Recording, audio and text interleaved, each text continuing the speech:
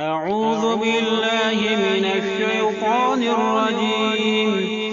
بسم الله الرحمن الرحيم. اللهم صل على محمد وآل محمد.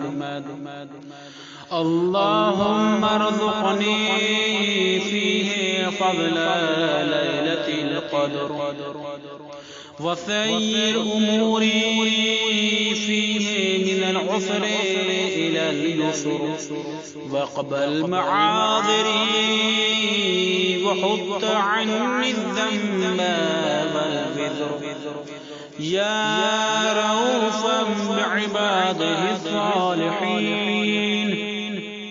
اے اللہ، آج کے دن مجھے شب قدر کی فضیلت عنایت فرما اور میرے امور کی دشواری سے آسانی کی طرف موڑ دے.